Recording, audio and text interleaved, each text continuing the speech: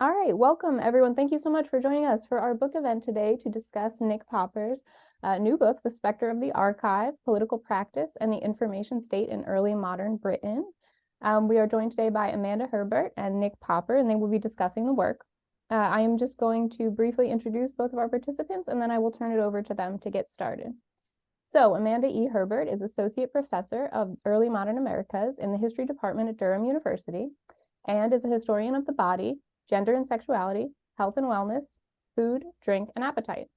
She's the author of Female Alliances, Gender, Identity, and Friendship in Early Modern Britain, winner of the Best Book Award from the Society for the Study of Early Modern Women. Her grant-funded collaborative projects have been supported by the AHRC, SSHRC, and the Mellon Foundation, and include the 1.5 million Folger Shakespeare Library, Before Farm to Table, Early Modern Foodways and Cultures. She writes for all audiences and has appeared in the Times Literary Supplement, Eon, and Gastro Obscura. And so she will be joining Nick Popper today to discuss his work. Nick is Associate Professor of History at William & Mary. He specializes in early modern British history with a particular focus on intersections between intellectual and political culture and on the transmission of political and scholarly practices across Britain, continental Europe, and the Atlantic world. In addition to The Specter of the Archive, which we'll be talking about today, he is author of Walter Raleigh's History of the World and the Historical Culture of the Late Renaissance, and he has co-edited, along with Anthony Grafton and William Sherman, Gabriel Harvey and the History of Reading, essays by Lisa Jardine and others, and with Anne Blair, New Horizons for Early Modern European Scholarship. He is currently editor of books at Omohundra Institute of Early American History and Culture. So welcome, Nick and Amanda, and I will turn it over to you. Thank you so much, Amanda. I'm delighted to be here today in order to celebrate Nick Popper's brilliant new book, Specter of the Archive, Political Practice and the Information State in Early Modern Britain. What we decided we were going to do was I was going to ask Nick a bunch of questions and then he would answer them, and that we would kind of start in terms of subject matter and the things that the book covers and then move to process, since the business of writing a book, as we all know, is a really tricky and challenging one, and one that's worth thinking about and talking about together as colleagues and scholars. So Nick, to start with, for those who haven't had the chance to read the book yet, although I expect everyone will instantly go out and order their copy right now, as they should. It is a really super book. Oh, I'm going to pause in my fulsome praise for a second to tell everyone, please do think of questions. We're going to have Q&A after Nick and I chat for a little while. So if you could start populating questions into the chat, that would be super. And then we'll pull those up in a little bit. Okay, so last order of business done. For those who haven't had the chance to read the book yet, can you give us the elevator pitch about it first, please? Sure. And first of all, thank you, everyone, for coming today. I should warn you all that I am coming off several days of illness, so I am a little bit hopped up on cold meds. And I apologize if I'm a little loopy because of that, but I'll do my best to keep it on the straight and narrow. The elevator pitch for the book is basically it's a study of political practice and political knowledge making in Britain from late 16th to late 17th century, a period in time which I kind of describe as the formation of the information state in Britain at the time.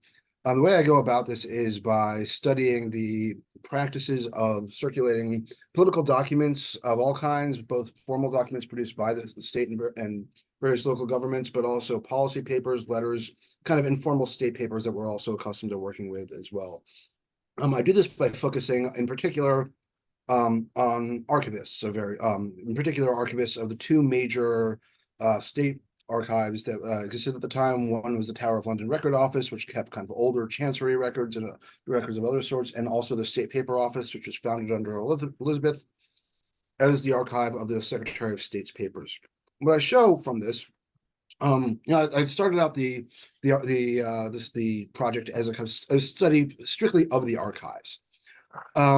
And trying to understand their systems of organization and how that reflected knowledge making, in line with a bunch of other kinds of work that were emerging at around the time that I started this project a decade ago about European archives.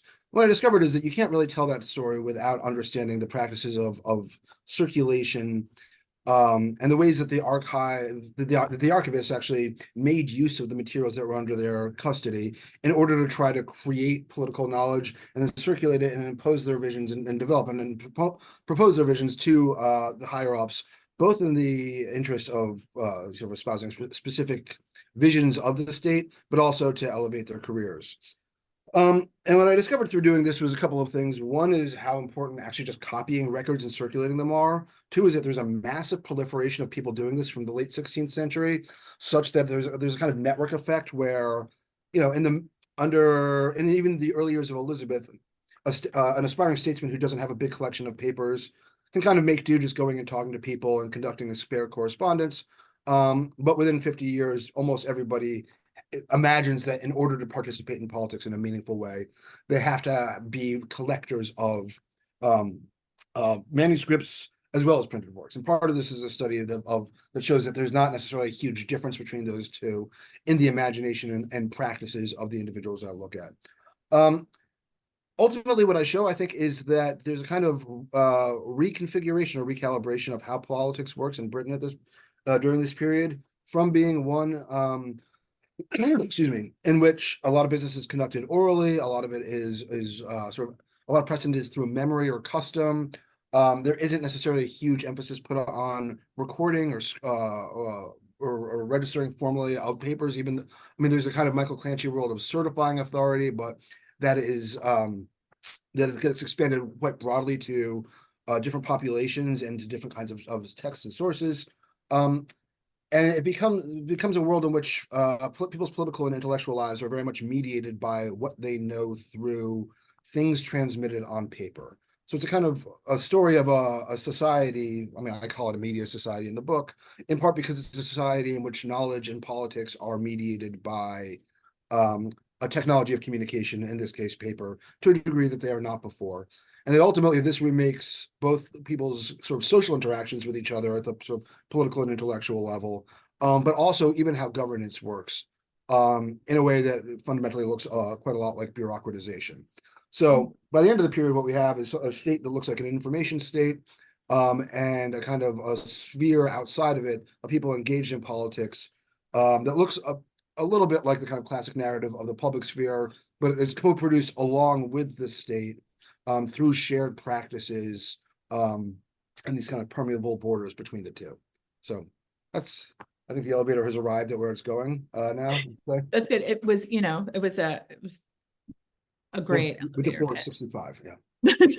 Exactly, that's perfect. Okay, so I'm going to bring us first to the book's historical actors, because I thought that they were super interesting, and they're not people that we typically imagine when we think of early modern politics. So you write a lot about people like lower and middle management, overworked scribes, and they are really overworked, it's clear, diligent and underpaid cleaners, adolescent apprentice keepers, barely out of the schoolroom. What do you think this tells us about the origins or maybe the functioning of government or of political systems more broadly? Having worked on Capitol Hill for many years, there are some interesting resonances with the kinds of people who run government in the early modern period, and then maybe also in modern America. Yeah, great. Happy to talk about that. I think there's a couple of things. One is that was very deliberate. And there's a couple of different reasons for that. One is that, I think that a model for studying politics that does not depend strictly on the most prominent people is something that historians have been looking for a while now.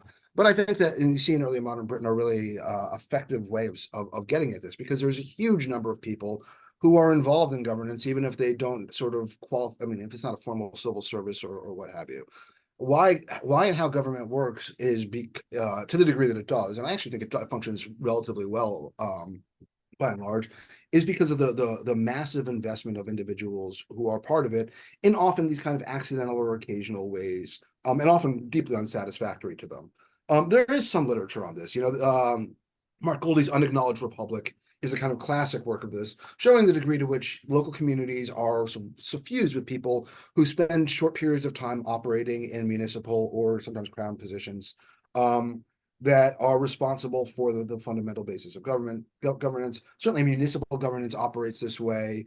If you were to look at manorial and estate governance, you would see similar things. And in part that's because a lot of times the people who are at the top of this are really actually kind of not necessarily uninvolved, but they when you look at their day-to-day activity, what you don't necessarily see is how in practice, in operation, on the ground, as people say, there's the work of governance is accomplished by the activities of innumerable people who don't get credit or who get sort of subsumed in the corporate identities of their superiors, right? So when you talk about a Secretary of State, doing something, what you're often talking about is a series of actions performed or actions, conversations, behaviors, practices, processes, I mean, any number of these kinds of things that are performed by that person in collaboration with, or sometimes just by their scribes, their clerks, their family members, sometimes any number of individuals that they merely certify. And so I started to think, I think that a lot of governance is done by this kind of corporate identity. The Lord Treasurer actually stands for the Lord Treasurer's office. Now, that said, what I don't think that you can do is see these people as operating in lockstep and without their own kinds of incentives and desires and ambitions, right? This is the way that you ascend through governance or position of prestige in early modern Britain is by doing these kinds of, well, either being highborn or doing these offices well and hoping that you can rise to a certain position. And in the period I'm looking at, the Secretary of States are often people who are fairly ordinary birth, but who go through university, catch the eye of a patron, do these kinds of clerical positions successfully, and move up through the ranks in that way. So that's, I mean, so on the one hand, I basically think that governance is a kind of network activity in early modern Britain, and that's part of why I see these people as being essential to it. The second element of it is that, I mean, it's kind of inspired by a number of works that I didn't really have a name. I think, or kind of approach that didn't really have a name. Michael Zackham, in his book on early American scribes, called it A History from the Middle. And I kind of think that that's sort of what I was doing here also, is that all these people who are, they're elites after a fashion, but what they do is the fundamental day-to-day work of governance at the most basic and rudimentary levels.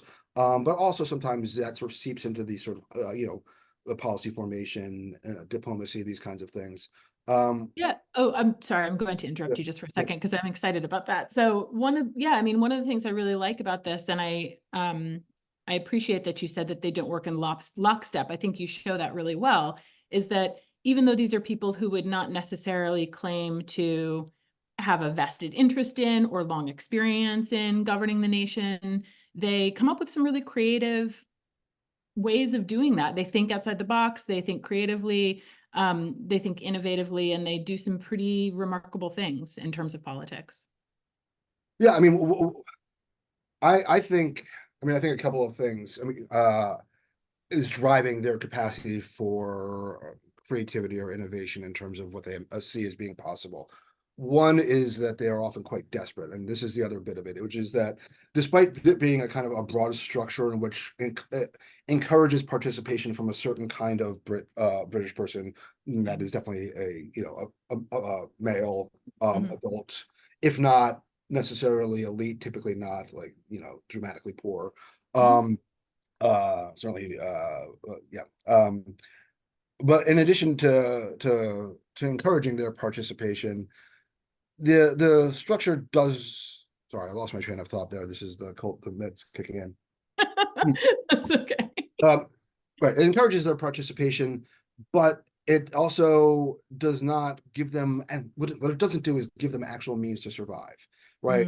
This is a structure in which money is short everywhere. Certainly, everyone is living on credit. And the salaries that people get from these positions are often wildly inadequate. In the end, you have a large number of people who are performing the work of the state, but who are dependent for their survival or their wealth, at least, on whether or not they have lands or whether or not they, predominantly whether or not they have land. The payments that you get out of these offices tend to that people are really adamant about getting. The annual salaries are not particularly exorbitant. I mean, they're actually quite small often. But what they do is they allow people to create to charge fees, to collect fees for certain kinds of clerical behaviors, and that's what they want. Now, in order to collect fees, they have to do services, and so what they often do is imagine services that they can do in ways that will basically be revenue generating for them. So in order to actually make the kinds of positions that they aspire to meaningfully lucrative for them, they have to actually innovate quite a lot and have a certain kind of creativity about the kind of work they're going to do. The second bit is that, in contrast to, I think, many previous scholars who have studied this kind of stuff, I actually think that early modern Britons had more or less no idea what the shape of the medieval state was, as it were. I think that there are lots of different ideas about this kind of stuff that are circulating around, but that fundamentally there's a great deal of uncertainty. And part of the reason I think this is that you see a whole bunch of these guys who are things like Lord Treasurer or Lord Chancellor sponsoring studies into what it is that their predecessors did. And the results of it are often wildly different. They have come up with really different visions of the roles and responsibilities of the Lord Chancellor. And I think part of the reason for that is that there's a really kind of indeterminate set of precedents that are in play. The scope and possibilities and powers of these offices are typically determined by their holders, and so it varies significantly from person to person. And so it's not actually a particularly formalized or stable. British governance isn't necessarily formalized or stable in a way. I mean, I think it's generally could be said to be effective, but the powers of of individual institutions and offices, I think, changes dramatically over time. And you see this with so that the individuals who are trying to figure this out have a fairly flexible base of evidence with which to do that. And so on the one hand, you get ideas. I mean, to me, the most sort of exemplary demonstration of this is that the people who, like Edward Cook, believe in an ancient constitution that like licenses and supports Parliament's authority, and people who endorse Charles I's view of basic monarchy that does not have that, are relying on the same sources and just interpreting them pretty differently. And there's both, individual incentives to do so at the level of receiving patronage at the moment, but there's also not a kind of coherent or stable story that can simply be told out of the sources. So there's a great deal of room for creativity there. Yeah, I liked there are a couple of times in the book where you show how people are reading the same things and then pulling totally different interpretations of what the state should be out of those. So yeah, I like that a lot. Okay, so the book pays a lot of attention to the relationship between spaces and archives. You've got great images of organizing systems and descriptions of rooms and the geography of some of these archives and of the tower. I've got this this is from chapter 6, where you can, this is probably not the best way to do it, but you can see all of the amazing like drawers labeled and the ways that people are talking about what paperwork is going where. Can you talk a little bit more about the role of space or place in your book, and how the making of politics happens not in like well-appointed parliamentary chambers or luxurious palace apartments, but in proximity to things like dust and grime and shelves, and creaky, overburdened tables, spaces that we as scholars are often more familiar with than places like those parliamentary chambers? Yeah, I'd be happy to. I mean, so one of the reasons I actually think that there's a different version of this book in my head, which I play that up much more. And I decided not to, in part because I think I wanted to show the kinetic elements of the system in a way that meant that I couldn't dwell quite as much in individual spaces as I wanted to. I wanted to show how those spaces projected outward. That said, one of the methodologically, the basis for kind of the models which I draw for thinking it through the modes of knowledge production that I use here come from history of science more than anything else. So certainly not classic political history, definitely not political thought, anything like that. And in the sort of sociology of scientific knowledge and that kind of approach to scientific knowledge making, how space is organized is really important. What goes on in particular spaces, not only because of what goes on in those spaces, but because what happens in those spaces is you have individuals combining and joining different elements that they then sort of project outwards from it. That they take often quite disparate materials, and in the space they perform experiments on it. They revise, they edit, they do work to all the things that come into a space in order to create something that they can then project out of it. And within this kind of school of thought as well, the social structures and practices that take place in those spaces is determinative of what they can produce and then sort of emit outwards. So that's a large part of why I was interested in this, is that I see spaces as kinds of nodes of transmission where a whole series of different networks or threads come together, get repackaged, rebundled, and then get transmitted outwards. So that's how I view space. Now, that said, that means that I needed to understand what the limitations or the kinds of possibilities and impossibilities of space were.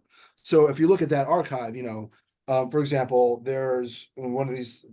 I mean, you can't necessarily see it. You won't be able to see it if you hold it up there. But if you get a magnifying glass out and look at the book, or zoom in on the ebook edition, you can see that there are these drawers that are, for example, devoted to French stuff. Like that's the Secretary of State's archive, and there's a collection of papers that are French stuff. So I started to figure out what goes into these. And what they would do is they would have, say, an embassy in France, and they would, and the paperwork that would go in there would be the charge to the ambassador, and then their correspondence would all be kind of like, basically, paper joined together with a paper clip or transcribed into a volume, and then dumped into the file. And I started to think, what could be made possible, or how could you know things based on this? How would you go about understanding, say, someone were to say, tell me about the previous embassies to France. Well, someone could go through and read through these things, but that gives you a very kind of narrow focus on it. It's from the ambassador's perspective and their correspondence with the individuals back in Whitehall. But it's a very, it's very illuminating, and you can learn quite a lot from it, but it is a very specific one. And then I sort of started thinking, like, what if you wanted to compare this to other ones? How would you go about doing that? And so that's why, and that led me to really center a different kind of source that I use here a lot here, which is about tools for navigating these spaces. Indexes, registers, catalogs, just the kind of material that individuals would use if they were trying to study, say, the history of French embassies, recognizing that actually sometimes you need to go into, say, the Low Countries file for that as well. And so that was part of what I was trying to do, is figure out how one navigates these spaces, the evidence in them, in order to produce the material with which one would, create political knowledge and then circulate that outwards. Mm-hmm. Yeah, I like that in part because it reminds me a lot of Simon Werett's book on laboratories and experimental spaces, and how a laboratory is more like a kitchen than we might initially think about. And how early modern scientists, are using all kinds of different tools that you would see in kitchens or in other parts of the household in order to conduct experiments. So yeah, I can see the history of science legacies in the way that you're thinking about those spaces. And I like thinking about them as kind of like experimental in that way, because they were, it's clear from the book that they were really experimental in a lot of ways, sometimes successful experiments and sometimes less successful. Okay, so maybe perfectly on that, let's talk about one particular person, Thomas Wilson, who was keeper of the State Paper Office at the very start of the 17th century. He was clearly a real character. And I love how he seemed to think that writing something down might make it real or might make it happen. So, for example, he writes himself a mastership of a Cambridge college, and then also writes himself a register of knighthood. As far as I know, neither of those was actually successful, but I like the impulse. And they're funny anecdotes, but I think they're not totally unserious either, because there's an extent to which he genuinely believes that writing something down can make it real in the early modern information state. Do you think that plays out for a lot of different people, or is he just an idiosyncratic character? Well, he's definitely an idiosyncratic figure, but I actually think that not on these grounds. I think he's a sort of exemplary on these grounds. Wilson, Wilson is the weirdest early modern guy that I've ever encountered, which is saying something. That's saying a lot. He does all these kinds of things. I mean, what he does with that Cambridge mastership is, he writes it out and he's like, I'm gonna go hand this to King James and be like, sign this. That's not how it works. But he's also in the middle of everything, which is so I'll tell you my kind of my experience with him, which is a way of answering this question at a roundabout one. So at first, when I started reading his stuff, I just took it all completely for like I approached it completely credulously, as I think Mhm. is the sort of the natural, like we all talk about how you have to read critically, read the archive critically, and there are certain kind of embedded ways of doing that and ways that we're trained to do that. Like you don't ever, you do always sort of say like, obviously this person has a certain amount of self-interest. But when somebody just writes something down and describes it as factual, you don't imagine that it's completely and totally fantasized, right? Yeah. Yeah. Like that's a different level and not one that I think that we tend to operate with. So I started with him, in part because he becomes the keeper of the state paper office, and just kind of took it all very seriously. And it's true that the early part of his career, as far as I can tell, is very successful. He's a news gatherer on the continent. He gets into the employ of Robert Cecil, and in the first decade of James's reign, is Cecil's factotum. So he's involved in all of this kind of stuff. He's the person who basically actually negotiates with the builders in the at Tybbalds. He is instrumental to the foundation of Britain's Bourse. He has this huge news network. He's really at the center of lots and lots of things. When Cecil dies, there goes his patronage. He's left with very little, and nobody likes him because he's a weirdo, it seems like. And so the only position he has is that he's a keeper of the state paper office. And so he tries to turn that into something really useful by putting together these, collections on what say the Lord Admiral is capable of doing and their powers, and then presenting it to the person who he thinks is going to be the Lord Admiral. What he does is try to show the value of his office and constantly present these products of it to individuals in the hope that they will then say, well, this is fantastic, that's really useful, and you no longer have to do this. Now you have a better job than that. He's just trying to get out of this job by showing that he's too good for it in certain ways. And so he comes up with all of these ideas, including things like a printed newsletter, also a register of knighthood, these things that make a certain amount of sense. They're all reliant on collecting information and then recirculating it. That's one really key thing. Mhm. So and he also but he also finds himself in all of these weird situations he writes about periodically, like quelling a riot between the French Catholics and riotous English laborers near the French ambassador's residence in the late 1620s, because he alone spoke French and English. And you just start reading this stuff and being like, and so seeing that, and then seeing that there's these documents that he's penned out, like this is for me to be a master at a Cambridge college, and learning that it's not real. You kind of wonder, like, how much of this was genuine and how much of this is aspirational, with the idea that if you write it down, it can be made possible. Mhm. So what I would say in answer, like, I mean, there's all kinds of other stuff also. Like he's the only person, as far as I can tell, who was written directly to by Richard Cox, who's the East India factor in Japan at the time. And so on two occasions, he reports news to James about what's going on in Japan. And on both occasions, James is like, that's just not true. He just doesn't believe him um, But it is true, or at least sort of true. well, Like it's he's not, received the report and the it's what correspondence. the report said, yes. Yeah, yeah, Um, yeah, yeah. so I mean, I think he definitely does think that if you want to make something true, the best way to go about it is to write it down and see what ticks, you know. Yeah, yeah. Um, Well, and and I think that that's true of a lot of people. It's a sort of version of fake it till you make it. and it works for a lot of them a lot of the time, but sometimes it really doesn't in kind of Right. disastrous ways. So this actually leads to the next question. So you delineate how competing perspectives and chaotic organizing systems nurture atmospheres of political dissonance and mistrust throughout the 17th century, as early modern people become persuaded that there may be multiple legitimate authorities in government. And this, you say, kind of ultimately leads to the English Civil Wars.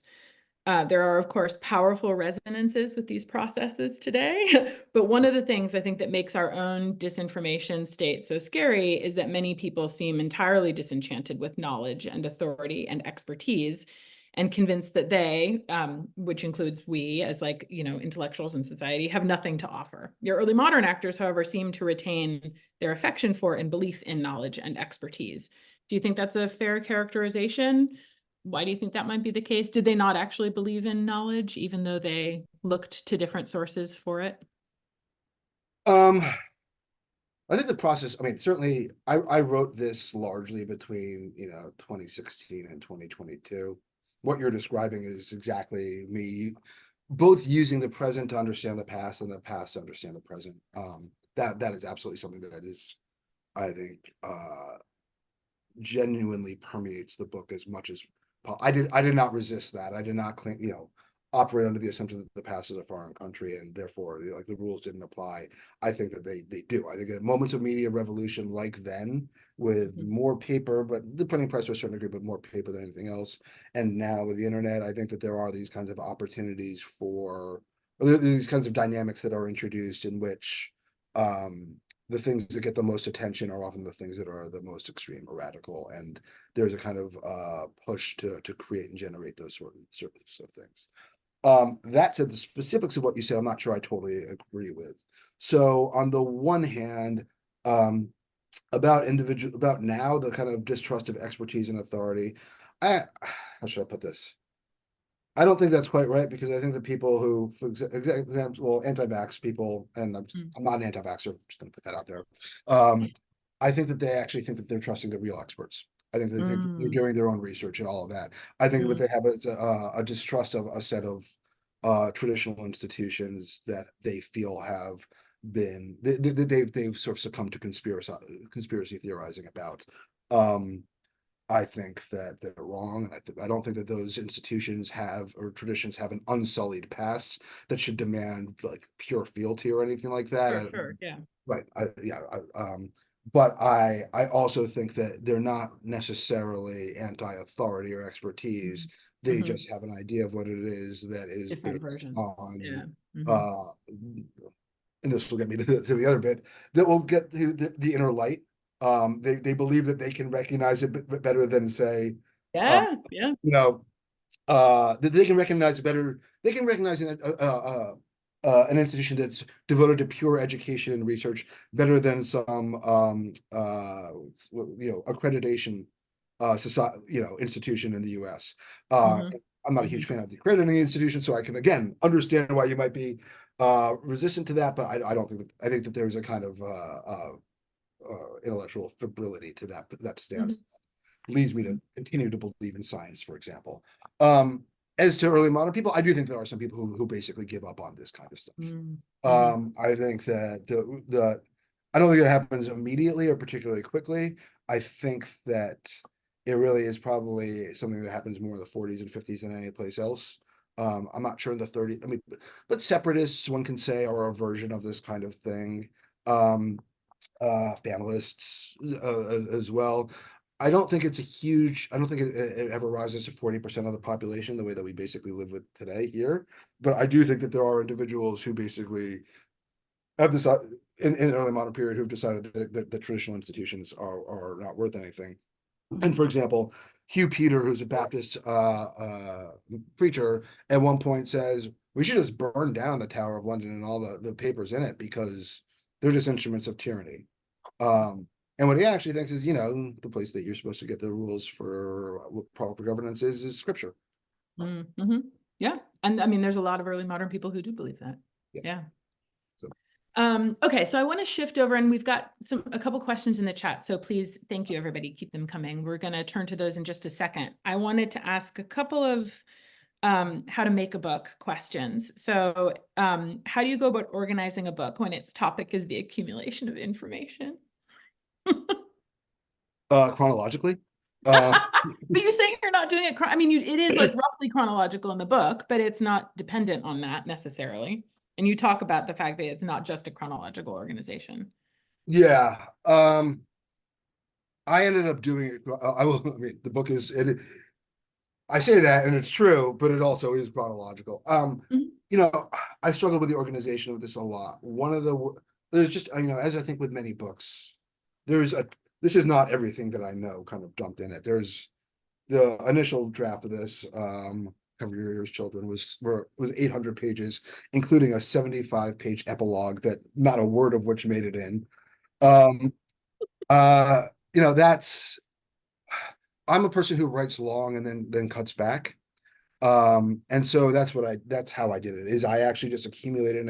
I basically wrote out what I thought was important.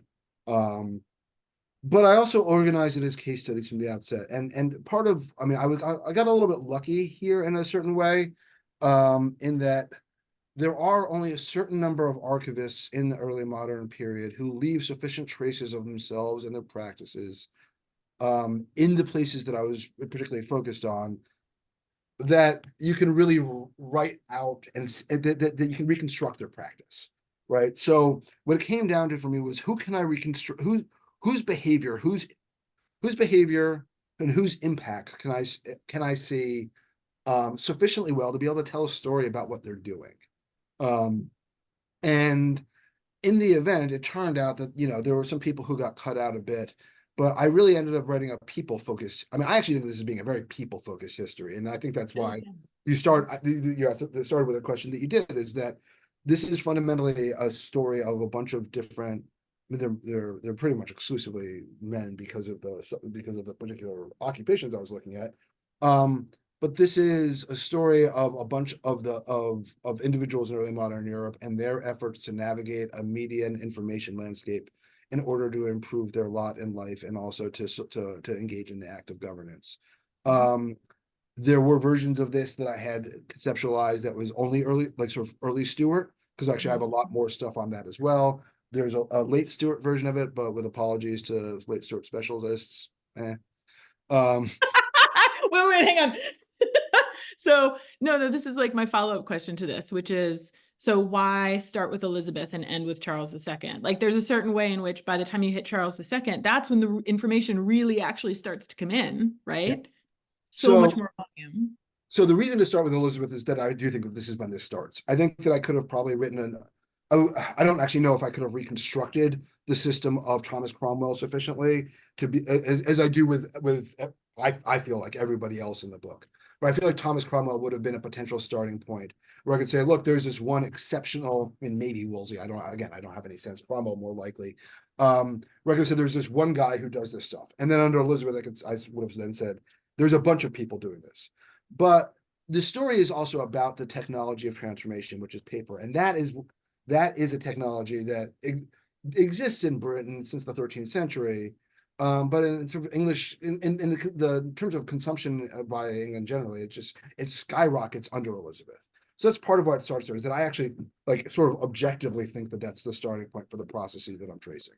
I end with Charles II in part because, or Charles II's reign, in part because, the last chapter is on Joseph Williamson, his Secretary of State, and he brings a lot of these kinds of things together in a way that I think looks like an information state. It doesn't necessarily get sort of black box and then used in exactly the same way in subsequent generations, but I think that you can see the kind of parameters for that being outlined there. So that's one element of it, is that there's clearly a kind of like shift at the level of kind, not just degree, that exists with his operation. The second bit of that is that I kind of think of this might sound slightly strange, but I kind of think of this as a kind of precursor to John Brewer's Symphonies of Power, where in terms, I think of it as operating alongside that and Steve Hindle's book on the state, and Eric Ashe's as well. But I also think that, like, by the time you get to the late 17th century, it's not actually that complicated to say, or that controversial to say, that regardless of what else you think about the state in England and Britain potentially as a whole, like it is a complex thing that has offices that make sort of stay, that it has archival continuity in lots of ways, or institutional continuity. It looks a little bit like a modern state. That's not that controversial of a position. And what I wanted to do was to kind of get up to that point. And there's a version of this book that, again, there are chapters that I wrote for the early 18th century that in the end I just didn't think contributed very much to it. It was kind of, this is one outcome of it, and this is another outcome. I just sort of wanted to end on a more robust note than that. Yeah, I get that. Okay, so let's turn to some of the questions in the chat. Can you see these two, Nick, or should I read them out loud? I would, maybe I'll read them out. if you read them out, why don't you read them out? That's okay. Okay, so Peter asks, can you speak more about the route to university education for ordinary persons who eventually ascend through government? How do these commoners end up in universities as youths? My understanding of this is that oftentimes they basically be identified by local elites, or who, as talented young boys who were going to the local grammar schools and then sent to specific colleges that individual localities had relations with. Williamson is an example of that. I can't remember offhand where he's from. I want to say it's Cumberland or somewhere like that. Where basically, you know, they are identified as being somebody of a certain kind of capacity for education. Oftentimes, again, this is a sort of paperwork sort of story where it seems like they're going to local schools and they're doing their translations well. They're learning their Latin and their Greek, or their Greek to some extent. They're learning their Latin. I don't really know exactly what they're doing, but they operate in this kind of often kind of clerical secretarial position for a local lord or gentry for a little bit, and then they write them basically they basically write to the masters at a Cambridge or Oxford college and say such and such person would be a great scholarship boy, and you know, off they go at the age of 13 or 14. And then upon getting there, you know, obviously many of them fall to dissolute lives or go, you know, spend the entire time not necessarily working really hard under the goal of becoming clerk of the council or whatever, but a certain number of them do. You know, the 16th and 17th century, I think, has long been established as actually one of those sort of peaks of university prominence within England. You know, 18th century is a bit different, but you know, McConaughey and various other people, I think, showed that a larger percentage of boys were going to university in the late Elizabethan period, certainly than pretty much any time before the 20th century. And again, they weren't all sticking around and finishing their degrees, but certainly, you know, by late Elizabethan period and then into the 17th century, the university was considered a route to success. And in fact, you see individuals getting disillusioned with the fact that it doesn't work, because it is, I mean, in sociological terms, an overeducated society where there's just a lot of people who feel like their success in life does not match up with the level of educational, with what should be commensurate with their level of educational attainment. And that's also part of the story of actually this sort of early 17th century individuals trying to figure out how to get a better job than their low-level clerkship, given that they think of themselves as having prepared for something quite a bit more august and powerful. Mm-hmm. Yeah, absolutely. Okay, so we've got two questions from Dave Apostles. Forgive me, Dave, I don't know if they relate to each other or not. So the first one's about Thomas Wilson, asking how he relates to the environment of projectors in the early 17th century. And then Dave's later question, which may have been about something you were talking about later, is it a question of self-fashioning and self-presentation too? And that may be just of your historical actors in general. The answer to both of those is very closely. I think that the section on Wilson is called "The State as Project." I think that what Wilson does in large ways is conceptual, is basically take England's institutions and combine them into kind of and imagine them as being coherent and long lasting, and stable in a way that is a project. Because I don't think it actually aligns with the reality of most institutions and offices, aside from, say, the Lord Treasurer and the Secretary of State. I mean, things like the Lord President, so the Lord President, for example, is the fourth highest ranking position in the realm. It's also one that is not occupied basically at all. What they're supposed to do is preside over the Privy Council. And for most of the 200 years, or most of, say, the 16th and 17th century, there isn't one. You know, there just isn't one. That to me is an oddity. Some things like Lord Steward. You know, again, these kinds of positions that they come and they go depending on momentary need. Wilson doesn't see it that way. He imagines by combining his texts into these kinds of configurations, he imagines there as being this kind of stability and perennial continuity and coherence of institutions that is illusory, but that he then propounds outward to the various audiences that he creates for himself, in order to convince them that that is in fact the case, and that they should therefore pursue or operate in the offices that he's describing in a way that is commensurate with that stability. So Wilson is 100% a projector. That is what he is more than anything else. His project, but the thing that I think, and I want to stress here about this, is that most of the literature on projecting envisions it as being predominantly commercial. and predominant and you know Eric Ash's sort of stuff, or Ted, or Tim McCormick or Vera Keller's is environmental or sort of scientific or philosophical. I think that these people are paper is a project for these people. They use paper and to or they can do clerkships. These things are all projects as well. That's a huge part of the dynamics of this is that they are using the paper in order to envision different kinds of futures. And you can see this in the massive number of registers they propose or clerical offices they do or they suggest, or the way actually here's another example of making it so by writing it down. The number of clerks who basically don't get patents for offices by doing the work for a year or two and then being like, hey, can I get a patent for this office now?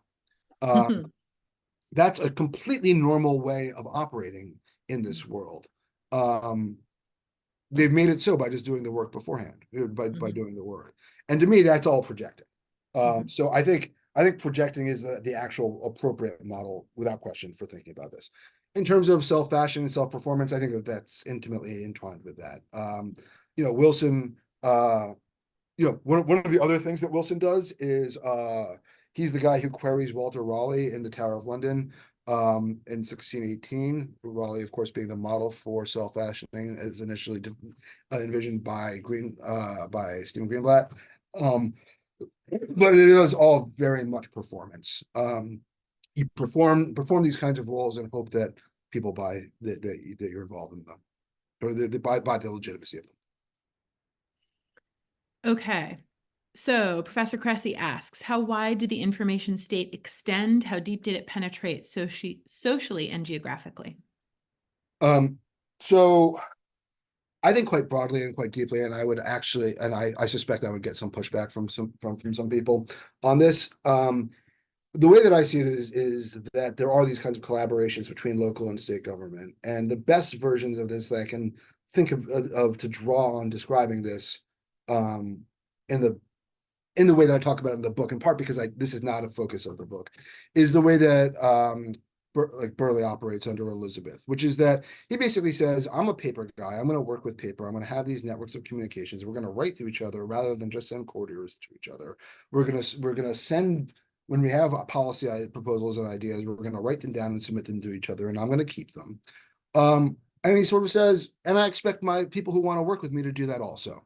Now, he never sort of formally says this, I don't think, at least not in my reading of his correspondence, but it means that if you're operating in a locality and if you're operating outside of Whitehall or city or whatever, and you still want to have a kind of work with Burleigh, who you're going to want to do so, he's the most powerful person in the realm, you're going to operate with paper, right? Like that's going to be an instrument that you imagine as being at your disposal and as of necessity to use for that.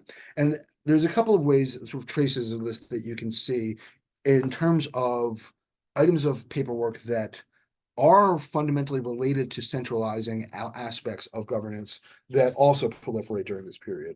One is parish registers. This is the age of when the parish registers start to blow up. And I think that this is certainly not an insignificant reason why.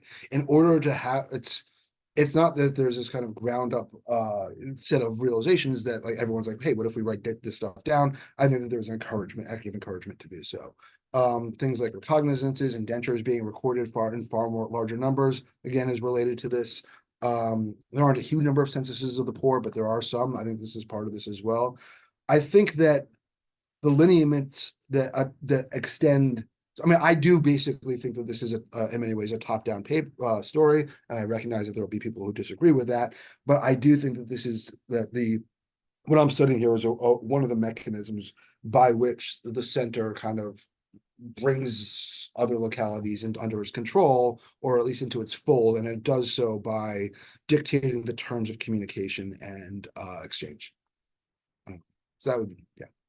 Excellent, thank you. Okay, Lloyd asks, to what extent did something like the Union of the Crowns in 1603 affect these processes? How did the making of a British state influence the creation of political knowledge, given that the nature of the polity itself changes? That's a really interesting question. So from my extent, to my perspective, not a whole lot in 1603.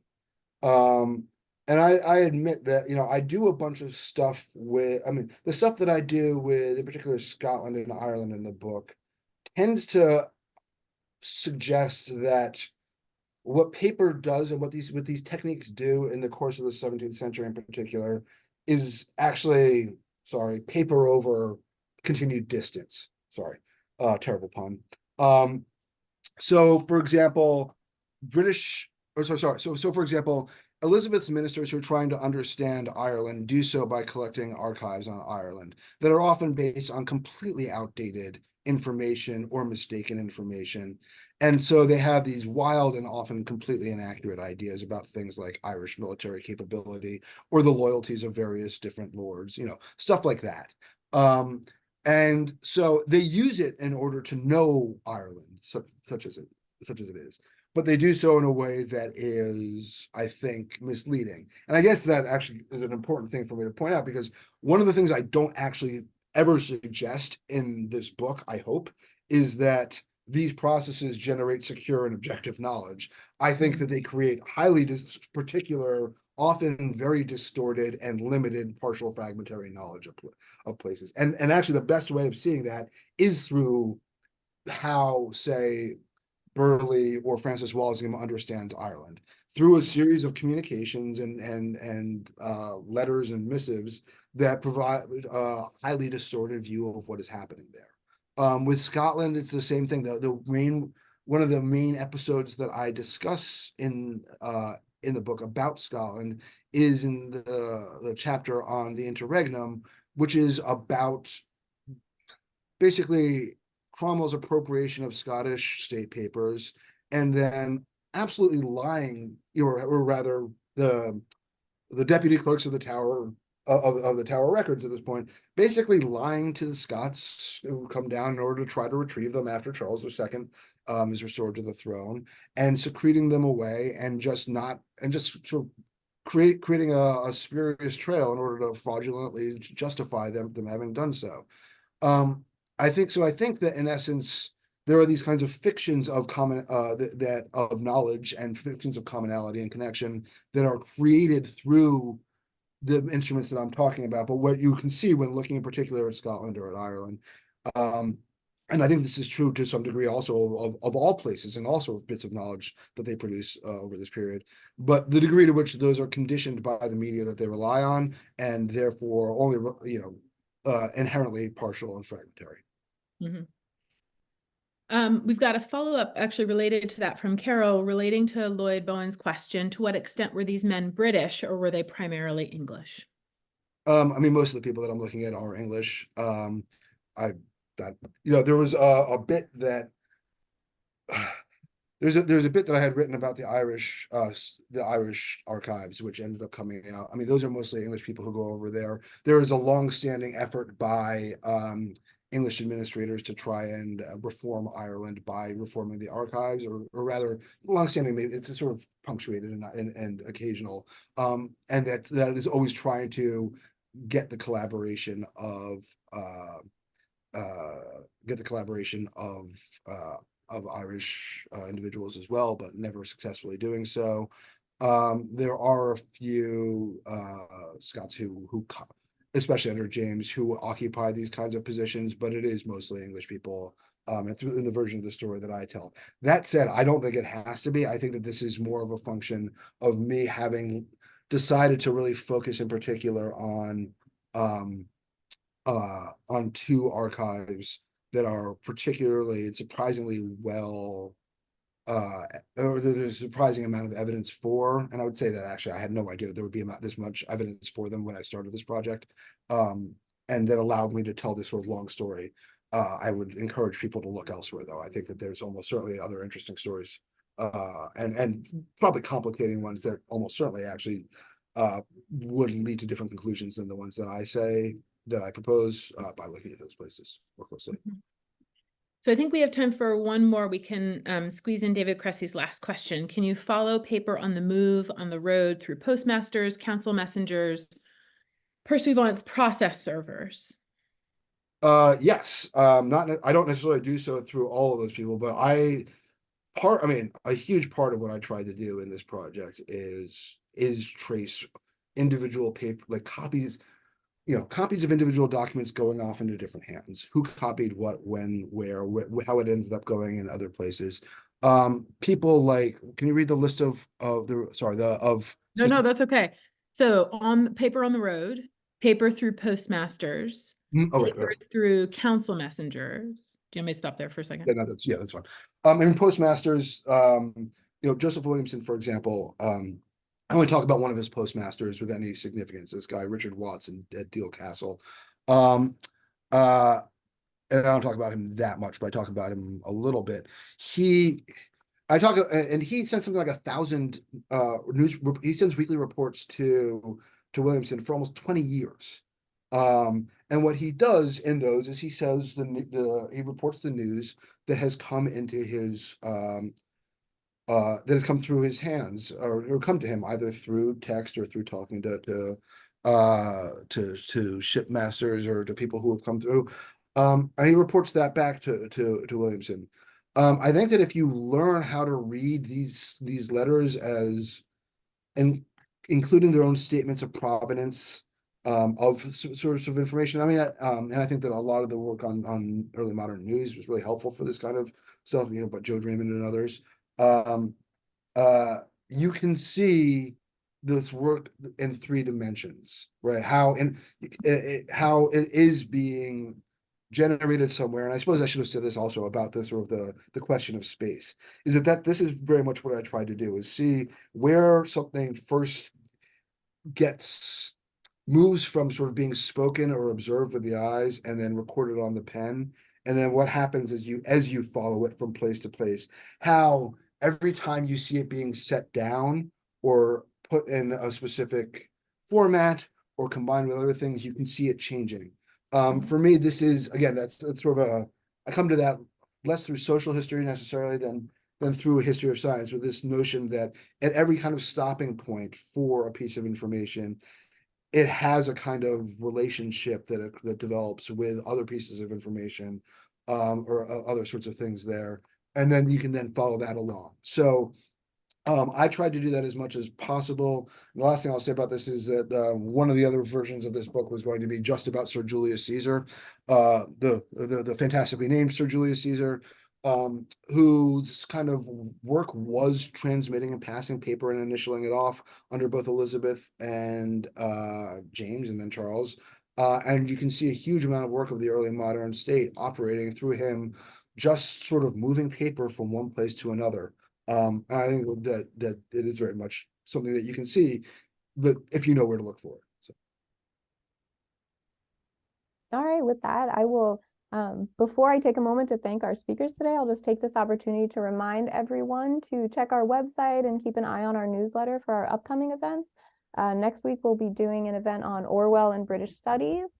And then the week after that, we'll have our postponed event about Hear Our Voices, which is a beautiful children's book, sort of retelling of the British Empire in an illustrated children's work. So I hope you guys will keep an eye on that and join us for that. And then I hope that, thank you so much to Amanda and Nick for such a wonderful discussion. I hope everyone will join me in thanking them for that. So.